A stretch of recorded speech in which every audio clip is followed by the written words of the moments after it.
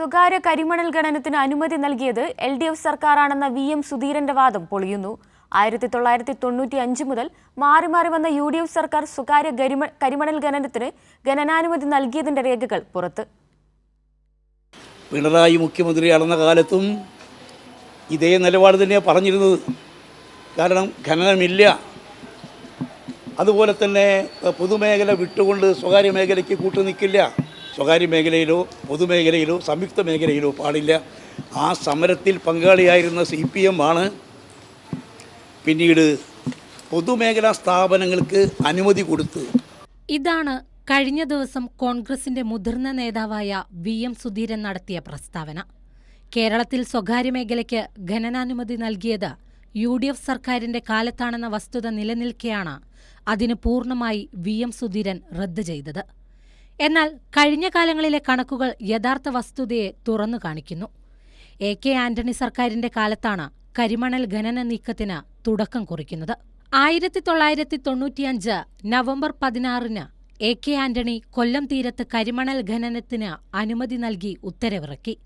എന്നാൽ ജനങ്ങളുടെ സമരത്തിനു മുൻപിൽ UDF സർക്കാരിന് അടിയറവ് വെക്കേണ്ടി വന്നു. തൊട്ടുപിന്നാലെ 4 മാസത്തിനകം വീണ്ടും ഒരു ഖനനാനുമതി കൂടി UDF നൽകി. വെസ്ട്രേലിയൻ സാൻഡ്സ് ഇന്ത്യ ലിമിറ്റഡ്സിനും CMRLനുമാണ് ഇത്തവണ അനുമതി നൽകിയത്. തെരഞ്ഞെടുപ്പിന് തൊട്ടുമുൻപായിരുന്നു ജനങ്ങളെ വഞ്ചിക്കുന്ന നിലപാട് UDF സ്വീകരിച്ചത്. എന്നാൽ തെരഞ്ഞെടുപ്പിന് ശേഷം അധികാരത്തിലെത്തിയ നായനാറിന്റെ നേതൃത്വത്തിലുള്ള ഇടത് സർക്കാർ അടുത്ത 5 വർഷത്തേക്ക് ഖനനാനുമതി പൂർണ്ണമായി നിർത്തിവെപ്പിച്ചു. 2002 വീണ്ടും അധികാരത്തിലെത്തിയ UDF സർക്കാർ പുതിയ ഖനന നയം പുറത്തിറക്കി. സംസ്ഥാനത്ത് പ്രവർത്തിക്കുന്ന സംയുക്ത സംരംഭങ്ങൾക്ക് ഖനനാനുമതി നൽകുന്നതായിരുന്നു നയം. ഇതുപ്രകാരം ആറാട്ടുപുഴ തൃക്കുന്നപ്പുഴ തീരഖനനത്തിന് വഴിയൊരുങ്ങി. 2003 മെയ് 5 ഇതേ തീരത്ത് CMRLന് 63% ഓഹരി പങ്കാളിത്തമുണ്ടായിരുന്ന KREMLന് ഖനനാനുമതി നൽകി സർക്കാർ ഉത്തരവിറക്കി. എന്നാൽ KREMLന് നൽകിയ ഖനനാനുമതി ഹൈക്കോടതി റദ്ദാക്കി. തുടർന്ന് സ്റ്റേയ്ക്കെതിരെ സംസ്ഥാന സർക്കാർ കോടതിയിൽ നിലപാടെടുത്തു. 2004 സെപ്റ്റംബർ 15 KREMLന് തന്നെ ഖനനത്തിനുള്ള അന്തിമാനുമതിയും സർക്കാർ നൽകി. എന്നാൽ അതിശക്തമായ സമരത്തെ തുടർന്ന് ആറാട്ടുപുഴ തൃക്കുന്നപ്പുഴ തീരത്തെ ഖനനാനുമതി UDF സർക്കാരിന് റദ്ദാക്കേണ്ടി വന്നു. അതിനു പകരമായി ചവറ തീരം KREMLന് ഖനനത്തിനായി തുറന്നുകൊടുക്കുവാനുള്ള തീരുമാനം UDF സർക്കാർ മുന്നോട്ടുവെച്ചു. 2006 ജനുവരി 1 ഇതുപ്രകാരം ഉത്തരവും പുറത്തിറക്കി. 2006 അധികാരത്തിലെത്തിയ VS അച്യുതാനന്ദൻ സർക്കാർ സ്വകാര്യ കരിമണൽ ഖനനം നയപരമായി തന്നെ നിരാകരിച്ചു.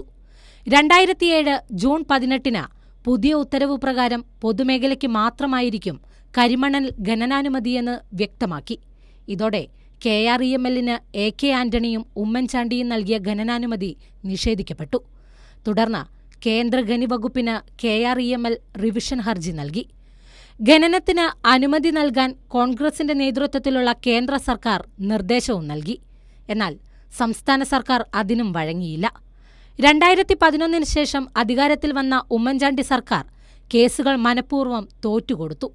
ഇതോടെ 2013 KREMLന് അനുകൂലമായി കോടതി വിധി വന്നു.